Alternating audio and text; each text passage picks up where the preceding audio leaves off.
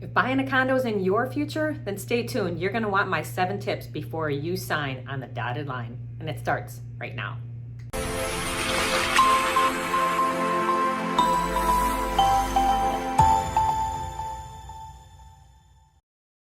Welcome back. Today we are talking about buying condos and things you should know before you actually sign on the dotted line and make this substantial purchase. Okay, let's start. Let's get right into this. First of all, find out where the water shutoff is for that unit. Is it for the whole building, or does your unit have an individual shutoff, which is actually better? And the reason why that's important is a couple of things. One, if you want to do any major project like getting a bathroom or the kitchen or even your refrigerator line needs to be replaced, something plumbing related, if you have to shut off the water to the whole floor or the whole building, it's such a huge inconvenience and it takes a lot of scheduling on the part of the building. But if you have your own individual shut off, then obviously that's more advantageous. Tall, high-rise buildings will probably have to shut it off at the building or the floor, but there are condo units that are like 1 or 2 stories maybe, or side by side, and that generally should have its own shut off. But whatever the case may be, if you're in a high-rise, they're going to have angle stops that you can shut off at the sink and the toilet. But if you're doing plumbing, obviously you have to shut off all the water. Okay, number 2.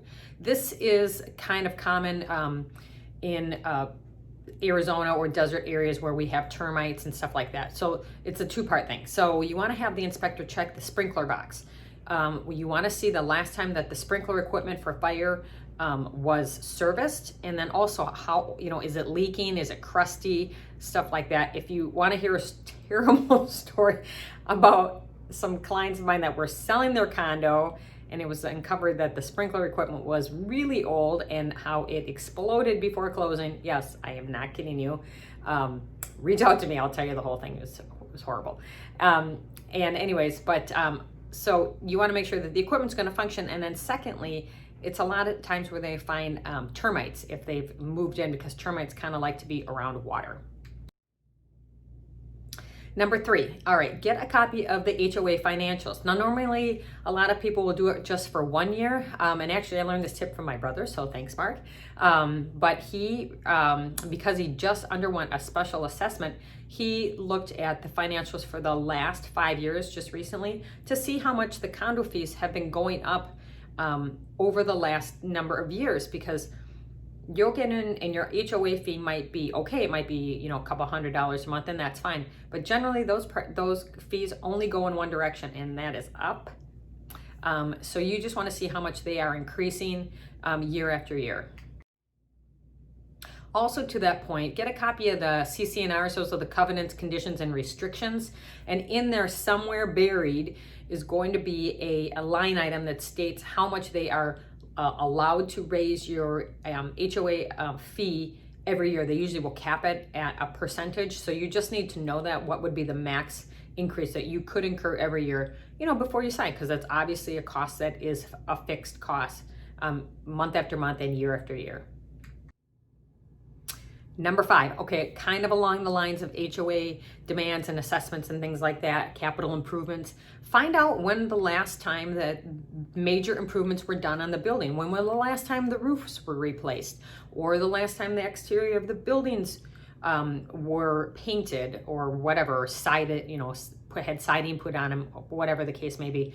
If it's a gated area and the city doesn't maintain the streets, which generally is the case if it's a gated neighborhood, when was the last time the streets were paved? All these are substantial costs that will be incurred by the condo association. And you need to know if, one, there's reserves for it, or secondly, if there's going to potentially be a special assessment to cover the cost of those things. So just know what you're getting into. Number 6, you may or may not get this information, but it's always good to ask, well, how is the building constructed?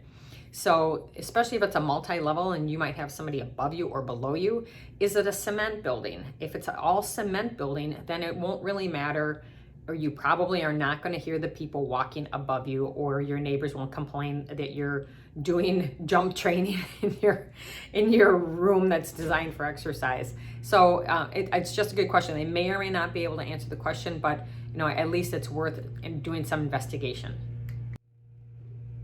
All right, lastly, number 7, this is a big one. If you are a pet owner, find out the pet policy. There are units and places where they don't allow pets at all. Or if you have a dog, a lot of the condos, especially around here, have condo restrictions. Some that say your dog can't even be more than 20 pounds. Well, if you have a lab, that's not gonna fly. And also, some of them have breed restrictions. So you really need to know that you're looking at buildings that can accommodate you and your dog or your cat or whatever your pet is, before you go out and start looking or fall in love with a place and then you realize, shoot, I can't buy this place. They won't allow me to have my dog. So just again, really important. I know I just touched on 7 tips. There's so much to buying, homes and condos. So if you have additional questions, please don't hesitate to reach out. My contact information is below. I'm always happy and here to help any way that I can.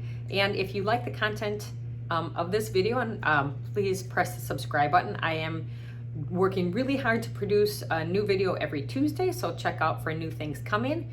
And again, send me a note. I always like to get feedback, suggestions on things you might like to see, for videos in the future.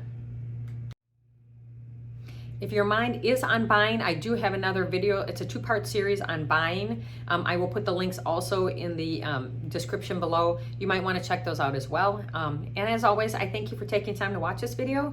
My name is Michelle Miller. I'm with Michelle Miller Realty and Berkshire Hathaway Home Services, Arizona Properties. We'll see you next time.